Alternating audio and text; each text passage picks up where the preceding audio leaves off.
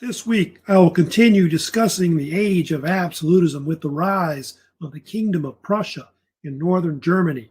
Starting out as a small German state ruled by the Hohenzollern dynasty, it rose to prominence under the leadership of King Frederick the Great, famously known as the Old Fritz. Prussia later became the prototype state to the German Empire and the later modern Germany today. This lecture starts now.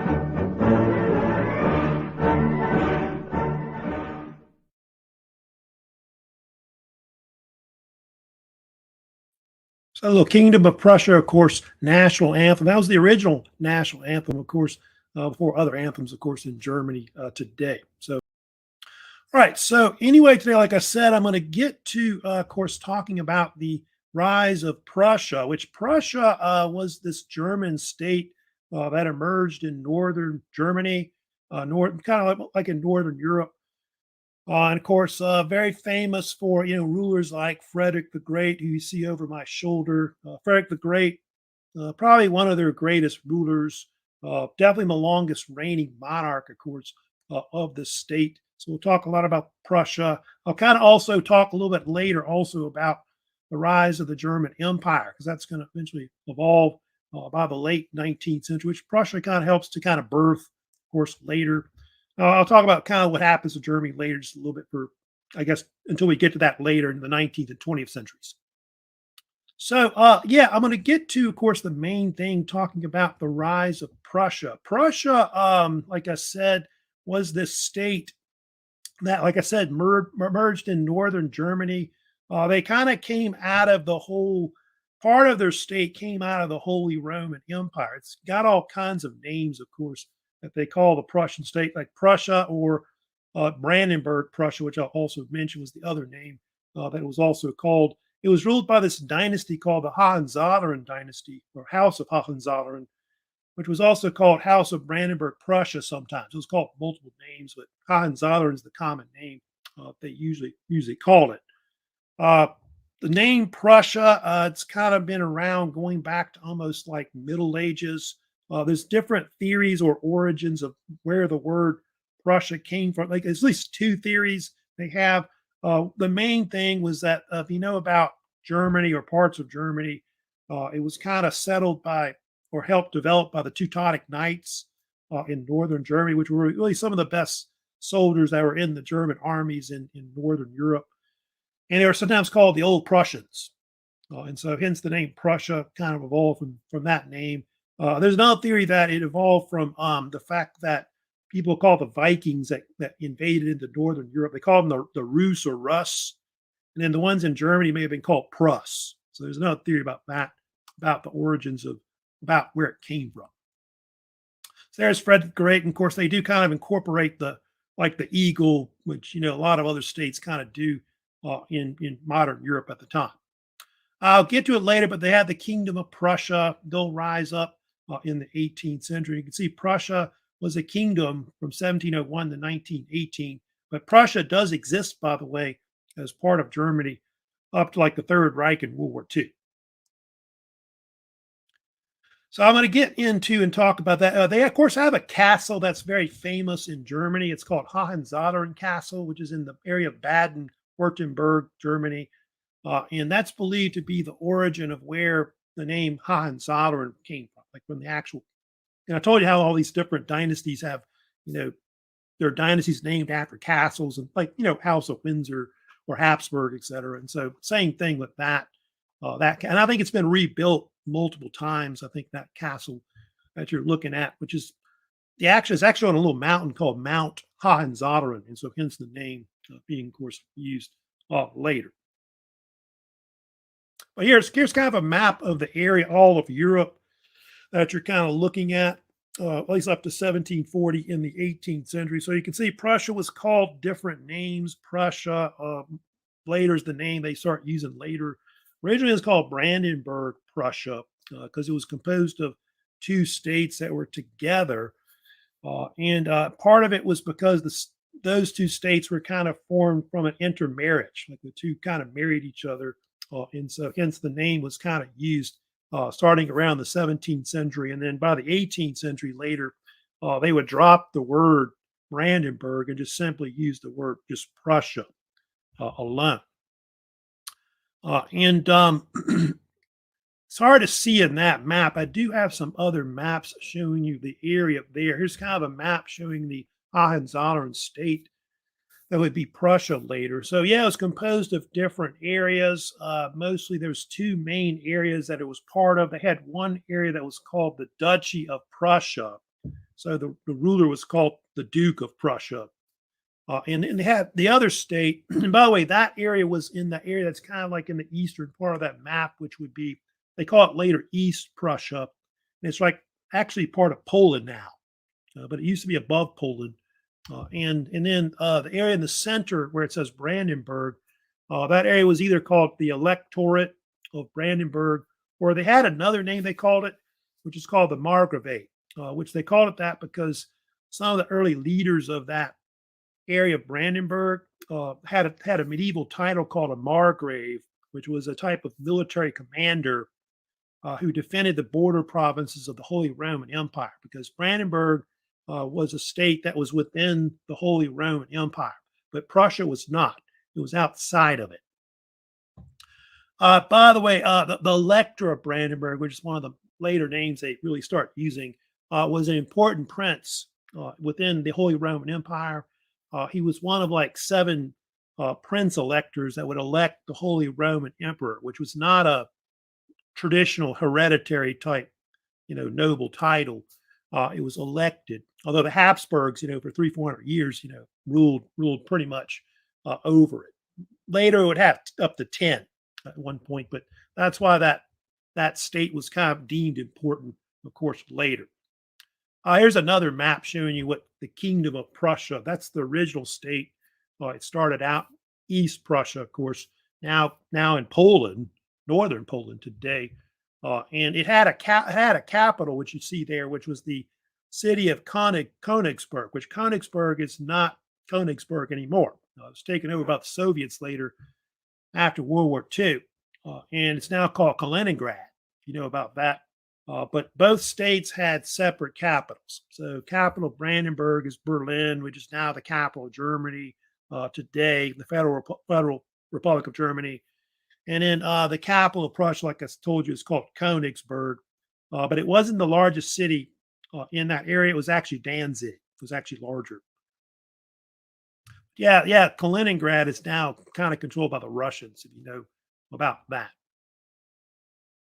Now, I'll get into it and talk about some of the early rulers that were famous with Prussia. One of the first that they usually talk about, especially going back to the 17th century, is a ruler named Frederick William. He was often called the Great Elector. You can see kind of a better picture of him right there. He was called the Great Elector because of the fact that he was not just a great political leader, but he was also a great military mind as well. And of course, historians on Germany consider Frederick William to be the father of Prussia. He's the one that kind of put the state on a footing to becoming, a kingdom later. It wouldn't become that until after he dies. But he's one of the first ones that really, start to do that. And he's actually kind of starts putting Prussia on a footing to becoming kind of an absolutist type state, which will have some of the rulers that will kind of reign like that. And one of the things he's known for doing, which the Prussians are very famous for, if you know about it, is their military traditions. That's one thing about Prussia. They were very, very famous for having great soldiers. A lot of states wanted to actually hire German mercenaries, if you know about that, to fight in many wars. And a lot of the German nobility were ruled by these. The ones that ran the army were these German nobility that were called the Junkers. They were dubbed.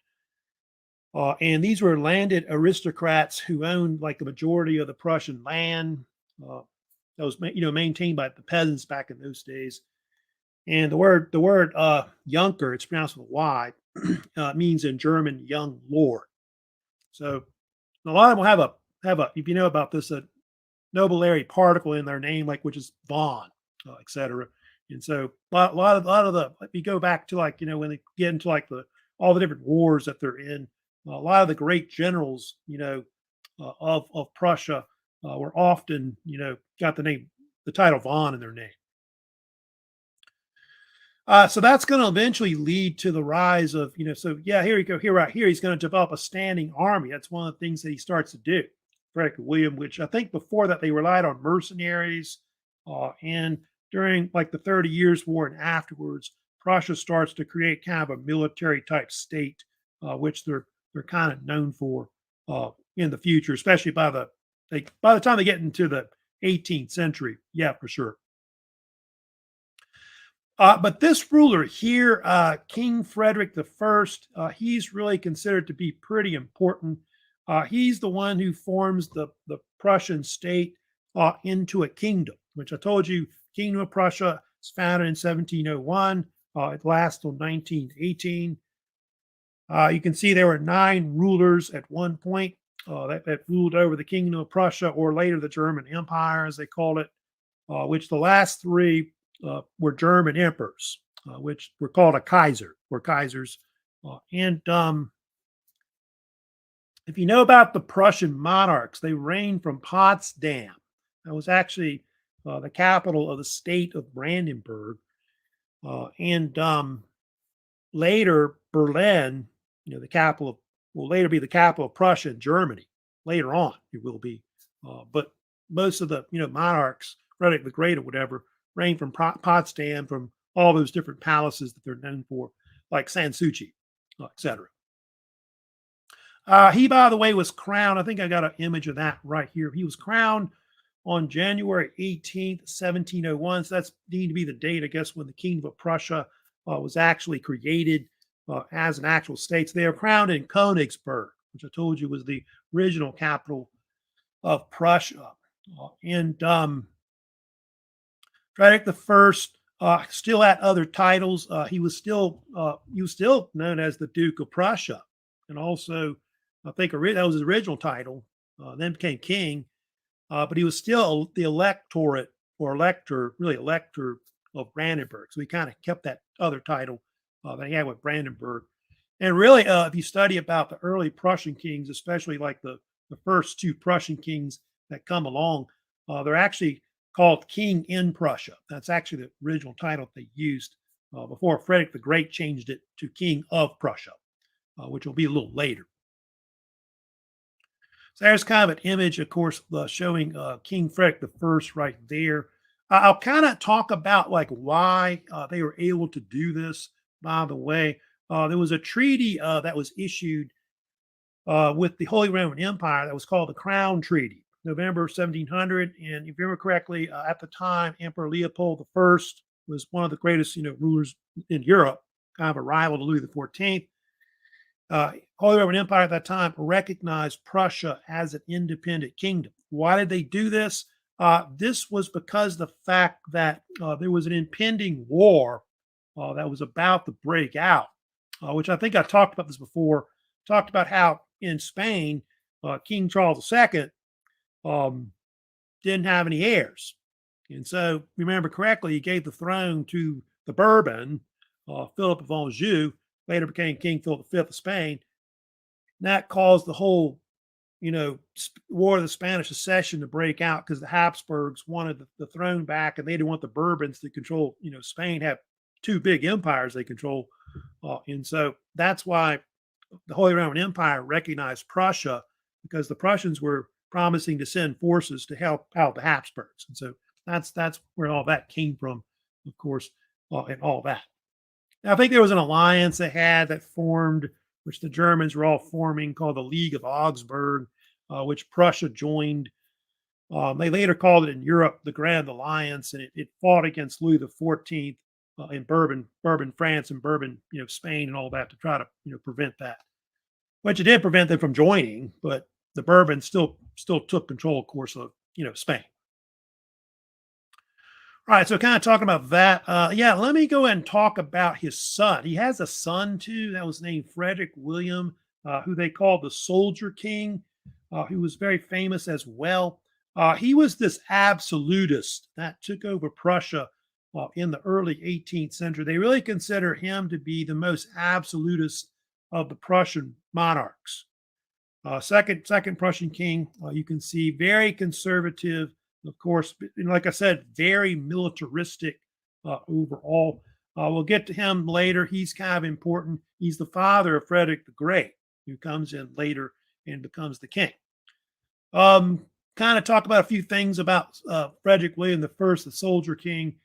He was famous for creating this Prussian military conscription system throughout Germany, which they used between the 18th and the 19th centuries. It was called the canton system. And basically, what they did was they divided Prussia into recruiting districts, which is called a canton. Each canton was responsible for raising one regiment. And so this basically enabled Prussia to amass a huge army within a few decades. And so by the time he died, Frederick William I, Prussia had the fourth largest army on the continent of Europe. That's pretty amazing. This is out of a population, by the way, in Europe at the time that was only 13th percentile population-wise. That's amazing. And so a lot of people were in the military. I think in Prussia, I think the total amount of men that were in the military was somewhere between 3 and 4%. To kind of give you an idea. United States, it's like 0.5% of the population is actually in the military. So that's amazing how many men that were in it. And so Prussia starts to be this military society, that they're kind of known for, military traditions that really go up to, like, I guess, World War I, World War II. And there's an old saying that they used to say about Prussia, which I'll kind of share with you, but they would say, Prussia is not a state that possesses an army, but an army that possesses a state. And so it's definitely an example of Prussian militarism, which they were kind of known for, and everybody wanted to, recruit these soldiers and use it. Napoleon used them, if you know about that, in his armies. I think in when the American Revolution was going on, I know the British hired a bunch of German soldiers to go over there and fight against us and all that. And there was even German soldiers that fought on George Washington's side, of course, in that conflict as well. Oh, yeah, here's examples of some famous Prussian officers that were in their military. Von Steuben, Blucher, Clausewitz, von Moltke the Elder. You may have heard of him. Hindenburg, probably one of the greatest, Paul von Hindenburg, probably one of the greatest German generals of all time, going back to World War One. Erich Ludendorff, Erich von Falkenhayn. You may have heard of all these different German, officers, generals. They go back to the Prussian traditions and all that, militarily wise. Another thing about him that's kind of famous, he had this special regiment that he kind of formed that's well known called the Potsdam Giants, were also nicknamed the so-called Longfellows. It was a special infantry regiment of taller than average soldiers. In fact, it had an official name, the Prussian Infantry Regiment Number 6. And it was composed of about 3,200 men. And to be in this special regiment, you had to be a minimum height of 6'2", which the average man, in Europe at the time was probably 5'6", to give you an idea. I'm 6'2", so I guess I could get in there, sneak in there. But some of those soldiers were huge, like 7'1", and I think he was 5'3". Frederick William the First himself, and so it's kind of like I guess it was kind of like an Imperial Guard or something like that, kind of like what Napoleon will have later and all that. And he even had a mascot, which was a bear. So it's kind of interesting about that. But they couldn't be used in battle because the men were just huge and all that. And some guys, like I said, were almost 7 feet tall. So something he was kind of known for. I guess all these other Imperial Guards kind of spread later because of that. Now, his son is Frederick the Great. Who, of course, we'll talk a lot about today, really the greatest Prussian monarch overall. Frederick the Great, of course, was often, if you know about this nickname, the Old Fritz, which not because he was old, we got old later, but it was more of a terms of endearment. The Germans called him, he's our guy, or our Frederick, I guess. And he's definitely the longest reigning, 46 years or so. He reigned in power. Although early on, he and his father did not get along. His father was very harsh to him, if you know about that. Almost had him killed, like court-martialed him, killed. I'll kind of talk about that later, what happened in his early life. He didn't get along at all with his father. I think his father even beat him or something like that. I remember reading about. But he's definitely very famous because of the fact that, Frederick the Great is known as this enlightened despot that was known for making a lot of reforms to Prussia to try to modernize. He's trying to modernize the state, make it like other modernized powers like in the West. And he preferred this title that he went by, which was the first servant of the state. So he felt like he was there as a king to serve the people. In fact, he said a king is the first servant and the first magistrate of the state, is I think his famous comment he made about that. Another thing, too, I'll get to later, he's one of the first to really combine the lands together and all that of Prussia, because Prussia was really not made up of one state, but many nearby lands. And he's going to connect everything to make it one continuous kingdom. But yeah, his early life was pretty rough if you read about Frederick the Great. And they had this incident in his early years in 1730, which was called the Von Katta affair. You may have heard about this. And he had this friend who was in the Prussian military. There's been some speculation about, about Frederick's sexual orientation. Some claim he was gay, but maybe they're not sure about that, or maybe just doesn't care. But he had this friend named Von Katta who I don't know, they may have had an affair or something. They're not sure about that, but they tried to run away. I think to England, I think it was. His father caught him, and I think he was going to court-martial his son and have him executed for trying to flee. He's the heir to the throne. And so what he did instead was he had his friend executed in front of him. Just made it basically cut his head off. And so he and his father never really got along, of course, overall. A few things, of course, about Frederick I'll kind of talk about him. You can see kind of some things right there. Besides all of that, he was known for being kind of a military genius. I guess I'll talk about that first overall. He is kind of famous for developing this thing called the oblique order. You may have heard about that became popular. A lot of people kind of compared Frederick the Great to like a Napoleon Bonaparte because he's kind of like the statesman and military mind that's kind of well known. And I think I'll kind of show it right down here what it is with the where's the oblique order? I think it's right. Is that it? Yeah, there it is right there. The so-called oblique order. It's a type of military tactic that where an army attacks an enemy on its single flank, like say a left flank or right flank. And so he actually did this at the Battle of Leuthen during the 7 Years' War, which is one of his, I guess, most famous conflicts he was involved in later. And so with a smaller army, which I think was like 40,000, he was able to beat a larger Austrian army that was like double his size. And so that kind of tactic became popular later. They think that this idea came from the ancient Greeks a long time ago that used it a long time ago. And he kind of started using it. And I guess Napoleon and others also used it later as well. So anyways, kind of talking about that issue right there. Other reforms you can see there he was also known for. He did give a lot of people in Prussia like more rights, like religious rights, like Catholics and Jews, which were kind of a minority in Prussia.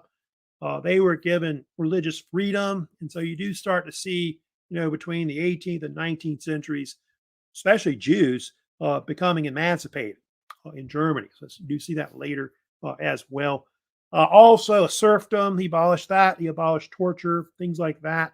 Those are all kind of reforms that the Habsburg monarchy were kind of doing to the south.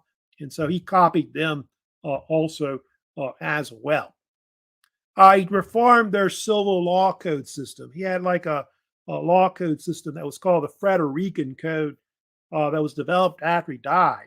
They started working on it, I think, during his reign. And it was heavily influenced. A lot of these modern law codes, like the Napoleonic Code, are heavily influenced by the Justinian Code, which went back to Byzantine Roman times. And so he starts to do that also as well.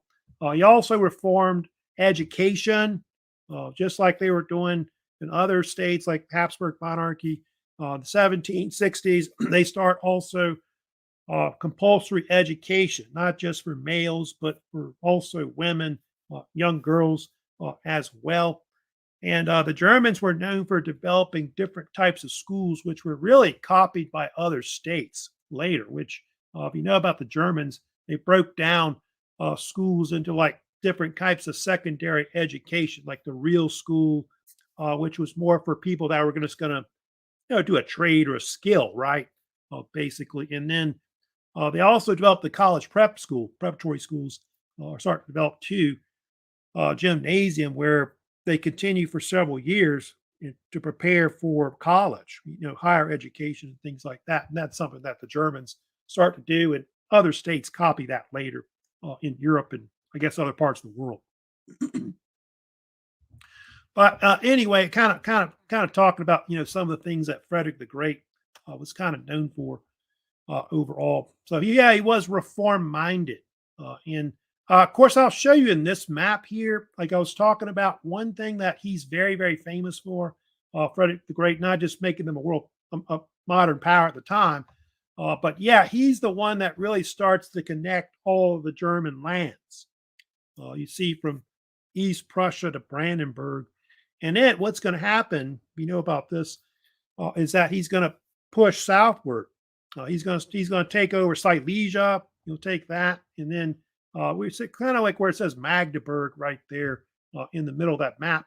You also take Saxony. You'll start adding that into Germany as well and expanding, the actual kingdom of Prussia. He is the first ruler, by the way, to use the title King of Prussia. So he starts to kind of use that. And so all that whole area is now Prussia, of course, instead of just that East Prussia part where the Duchy of Prussia originated. Now, when he came to power, there was this other monarch in the south we talked about, which was Maria Theresa, which, of course, the Habsburg monarchy that had come to power because of the Pragmatic Sanction. Remember back in 1713. Here's kind of an image, of course, of those two rulers. So, yeah, you got these two monarchs that come in at that point. Frederick had this idea, by the way, to marry her when he first became the ruler of Prussia in 1740. However, she didn't like him because what happened, I told you, was that one of the things that occurred right after Frederick comes in, he reneges on the Pragmatic Sanction. I think Prussia and Frederick William I had agreed that Maria Theresa could rule the Habsburg monarchy, but he reneged on it. He decided that this was an opportunity. He thought she would be a weak ruler. And so he invaded into Silesia, which is close where Bohemia is, like I guess right above it. It's now part of Poland. And so that sparked a series of wars in Europe that were called either, well, the Germans called it the Silesian Wars, fighting over Silesia. But in Europe, they called it the War of the Austrian Succession, which didn't end until the Treaty of Aix-la-Chapelle in 1748. But it had gone for 8 years, 1740 to 1748. And interesting about this war, when the war broke out, these were the sides. Prussia was backed by the French, and then Austria was backed by Britain. So that was kind of like the actual balance of power of alliances at the time. And part of why Frederick the Great wanted Silesia was because Silesia had a lot of natural resources that were there. So we got coal, copper, iron ore, zinc, those kind of things. That's going to be important to the Prussian or German, military, like in their war machines and all that. And that's part of why, if you study about World War II, why the Germans were able to kind of survive even up to the end of the war, because the Allies couldn't bomb it because it was so far deep into Europe, that area. So all those different, natural resources are kind of important. But most of that area now is controlled by Poland, of course, today. So that's the only thing about that issue, of course. Yeah, there, of course, Frederick the Great. That's later on, kind of Battle of Leuthen, of course, 7 Years' War. 7 Years' War, that'll be another war that'll be kind of important because they do think that the whole issue over, Silesia and Saxony, those are issues that later lead to, of course, the 7 Years' War breaking out in the 1750s. I think Maria Theresa in Habsburg monarchy wanted Silesia back. Frederick the Great also wanted Saxony. And so when Frederick the Great invaded Saxony, that really is one of the major events that sparked, of course, the 7 Years' War in Europe. Also, I think the French and the British were fighting about this in North America. So those are kind of major events that'll kind of lead to why that occurred later. But I probably won't talk much about the 7 Years' War today because I'll kind of get to that later when I get more to the French and the British. Yeah, those two did not like each other. I think I may have mentioned this before, but I think it was Maria Theresa had said to one of her advisors, saying something like "that evil man" was the quote. She refused to say his name, Frederick the Great. So yeah, those are eventually those areas you can see there in that map. Yeah, Saxony and Silesia; those are two main areas that Prussia eventually, take control of and add to their state. Later in Poland, in the 18th century, it'll eventually collapse as a state. The Prussians will come in and take part of that too, of Western Poland. That'll kind of add that to Prussia. It'll get bigger and bigger. Another thing I want to talk about that was interesting that occurred, of course, in Europe. They had this thing that occurred after the war, the Austrian Succession, which was the so-called diplomatic revolution, which happened, they think, in by the 1750s. And you had this case where the alliances all switched after after Frederick caused this war, of course, in Europe. And what happened was the alliance systems, which it kind of changed the whole balance of power in Europe. But Britain, um, remember um, Britain had been with the those two together. Austria switched from Britain to France. So you get this case where those two align together. Then Britain, is Hanover. I'll get to the House of Hanover, which controls Britain at the time in the 18th century. Those two are together, and so Austria is kind of switched to the French. And so what happens is the British switch to ally with the Prussians, which makes sense because you know uh, those three, Hanover Dynasty ruling England, in Germany, and Prussia, they're all Germans, and so that makes all sense that they all kind of align together. And so for a long time, the Prussians and Austria don't like each other. This goes up until like I think up to the middle late uh, part of the 18th century, and so it's going to later lead to why Prussia emerges to kind of form Germany because they kind of pushed the Austrians out and all that. So I'll get to that later. We won't talk about it, right now, all that stuff. But when I get to the 7 Years' War, I'll kind of talk more about, what that is with that, because that's going to be kind of vital with the 7 Years' War later. Of course, Frederick the Great is also known for his palaces that he constructed. He had like at least two main palaces that he built during his reign. One there you can see there is the palace called Sanssouci, which is well known. Kind of images of Sanssouci right there. And that was actually where he liked to hang out with his buddies that he had there. That was like his personal residence, Frederick the Great. He didn't want to have any women around or anything like that. Weird, but yeah. And then he also had this other palace he constructed as well during his reign. There's the grave of Frederick the Great, which is on that site. That's at Potsdam, outside Berlin.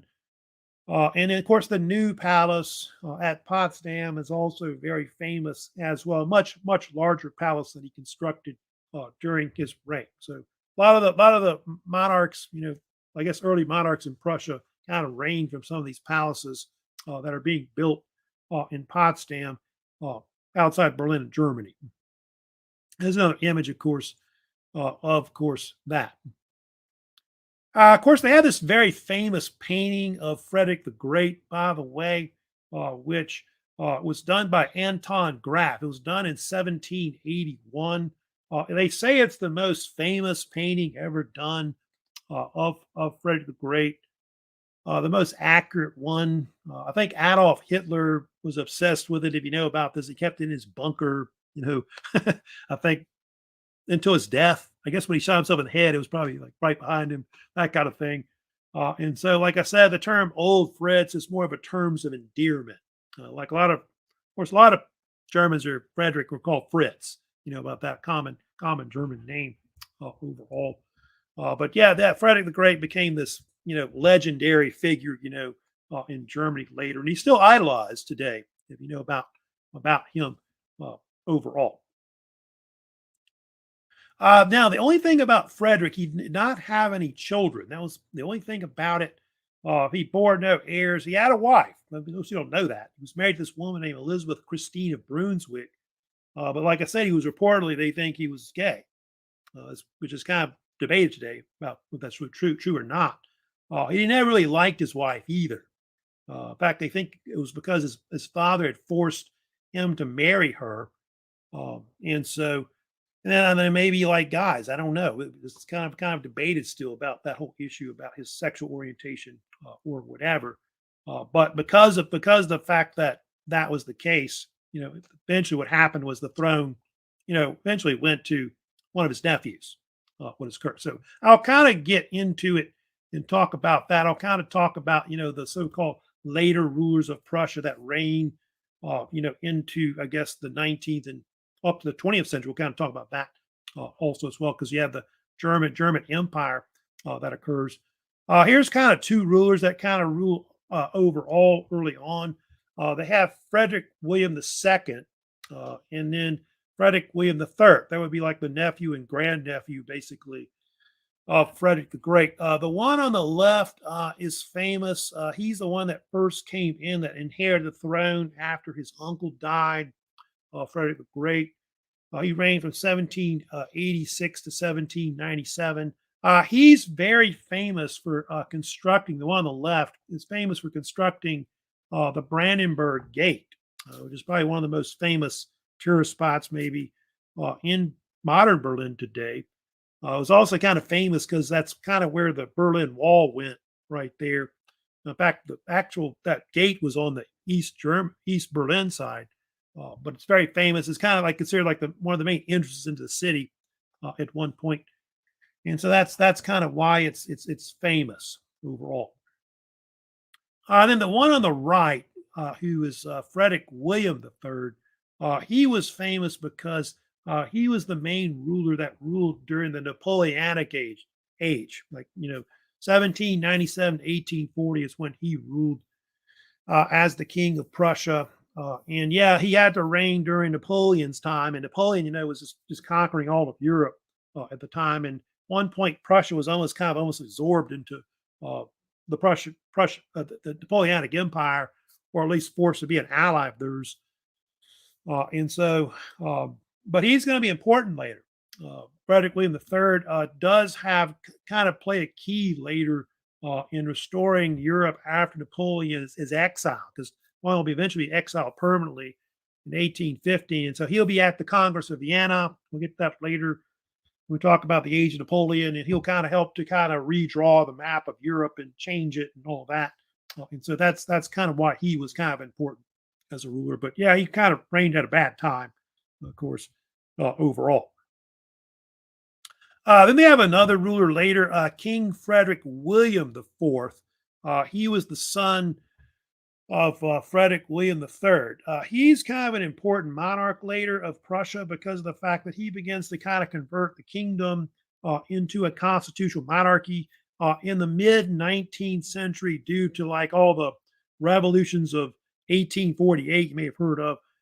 A lot of states started to develop a constitutional monarchy where they had a parliament and people had the right to vote, and you start seeing that kind of thing, kind of reforms being made throughout Europe overall. And so he's kind of considered the father of the constitutional monarchy they'll have for a while, which rules up to like World War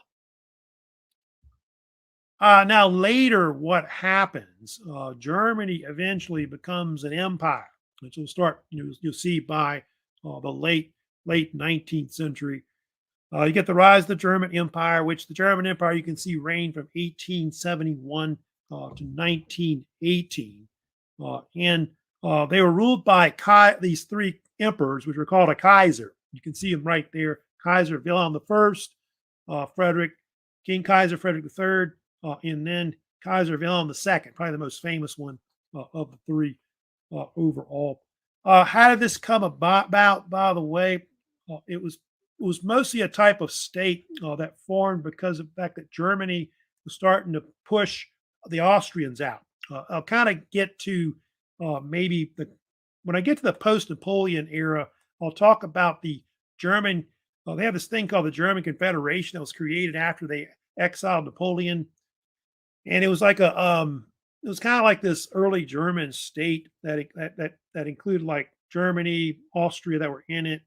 But what ended up happening was Germany, Prussia and Austria got involved in a big war, which was called they call it all kinds of names. I think it was called the Austro-Prussian War or something like that, was what it was nicknamed later. But those two would get in a war in 1866, and the Prussians would push the Austrians out of the German Confederation, and they would create this state called the Northern German Confederation, or I think it also called the North German Confederation. And it was a prototype state to the German unified state today. And so within like 4 years, it became a unified state in 1871. But actually, there was one more thing I'll kind of talk about later. I'll get to when I get to that period in the 19th century. But they'll have this thing called the Franco-Prussian War that broke out too, where the Prussian German state, Northern German Confederation, fought France, which the Second French Empire at the time, which was ruled by Emperor Napoleon III. And the Germans defeated the French forces in that war, the Franco-Prussian War. And so that allowed the Germans to kind of unify their state into one empire and all that. And so the empire was called all kinds of names. We'll kind of get to it later about how they formed it really in Paris, like in Versailles, with the, I think it was in the Hall of Mirrors. I'll get to later about that. But Germany becomes the state which was called all kinds of names. From 1871 to 1918, people sometimes call it in the West German Empire or German Reich, which the word Reich could mean either empire or realm. Some people call it the Second Reich because the First Reich was the Holy Roman Empire. And of course, Third Reich was Nazi Germany and all that. And then simply just Germany or Deutschland or Fatherland. Of course, there's the common names. Of course, they also call it later as well. But yeah, if you study about later, when I get to the 19th century, the German Empire was actually founded in the Hall of Mirrors at the Palace of Versailles after the conclusion of the Franco-Prussian War in January of 1871. And so what happened was Wilhelm I, who we were talking about earlier, became Kaiser Wilhelm. He was actually the King of Prussia originally, which I think he kept that title too. They have both the title. They have the King of Prussia and also Emperor of Germany. And so from 1871 to 1888, he's the first Emperor of Germany. Of course, that rules over the state. I'll get to him later. He is known as, kind of go back to that picture right there, the one on the left. He is later known sometimes as Wilhelm the Great, Kaiser Wilhelm I. If you know about him, he is very famous for appointing the first Chancellor of Germany. What you see on the bottom there is Otto von Bismarck, who was known simply as the Iron Chancellor. We'll get more into him in the 19th century too. He's very famous. They think that really Otto von Bismarck is considered the one that was the brains behind the whole unification of Germany and how it came about in the late 19th century. Now they also have some other rulers, which you see. The one in the middle is Frederick III. Frederick III was the second Kaiser or second Emperor of Germany. He apparently had cancer. He was the son of Kaiser Wilhelm I, and he only reigned like 3 months in 1888. And so it's really weird about this, but in 1888 they had this deal happen where there were actually 3 emperors that reigned over Germany. It was called the so-called Year of the Three Emperors. And so at one point, Wilhelm I, Frederick III, and Wilhelm II all reigned the same year. You know, it's kind of weird about that. But the one on the far right, of course, the one, I guess, that ends up being the most famous one, you have the son of Frederick III, which is Wilhelm II. And he's the last Kaiser they have, of course, who reigns from 1888 to 1918. He's famous for really being the ruler when World War I breaks out. Some people blame him for the war sometimes.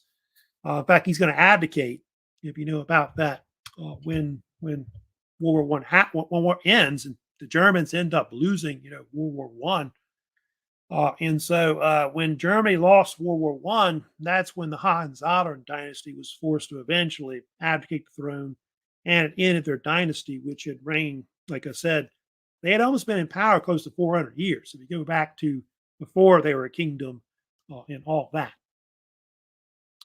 I'll kind of also share with you some other images, I guess, to show you. Later, they have other periods of German history that are kind of well known. They have the Weimar Republic that occurs from 1918 to 1933. Germany goes from being this constitutional monarchy to being a Republican type state. And Germany has a president and a chancellor. The president is like the head of the state, then the chancellor is the head of the government. And that's pretty much traditionally what Germany has had since after World War I, is a chancellor that pretty much heads up the government. And of course, the president is more like a PR type position rather than real actual political power and all that. Then later, of course, we'll get to it. You have the Nazi period from 1933 to 1945, when the Nazis under Adolf Hitler take over Germany. That's going to be important later because that's going to later lead into World War II. We'll get to that later when we get to the 20th century. Talk about that, but that's a period that the Germans kind of want to forget about. I know they sometimes even can't even talk about it, stuff like that. I know in the modern state of Germany today, but that's something we'll kind of get to when we do later in the semester. And then, of course, you got the Cold War era. You know about what happened. Germany after the war was split into two states. You have West Germany and East Germany.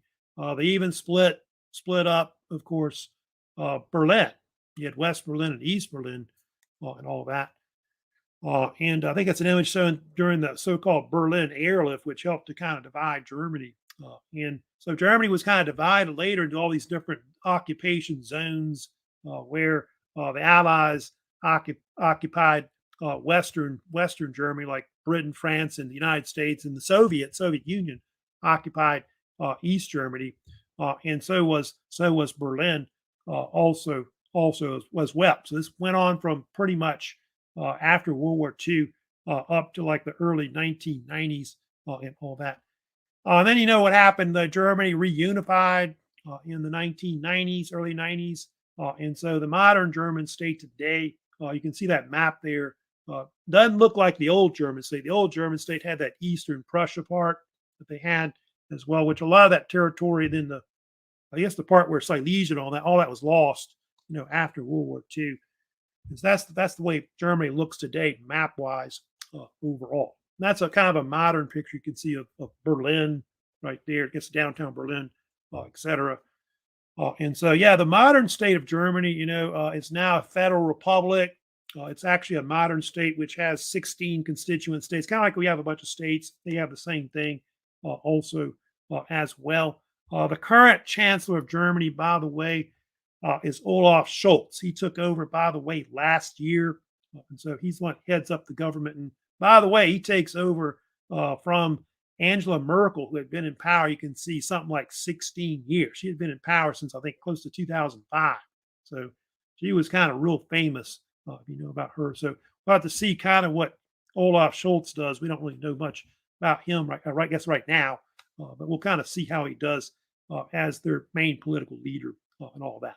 So that kind of gives kind of a history, of the early German state, because Prussia is going to be important. Prussia is going to be the state that kind of leads into that, helped create the modern German state that we know today.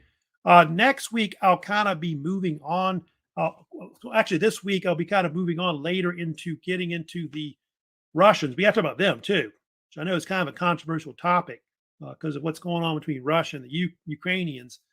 So I'll kind of talk about the rise of Russia. Primarily, I'm going to talk about the rise of the czars, like Peter the Great, Catherine the Great, who's one of their early great rulers that they have that helped to kind of lead into the modernized state of Russia. So we'll kind of get into that. And that's going to be kind of like the main last topic I'll have, of course, that'll be, of course, going into like that first exam.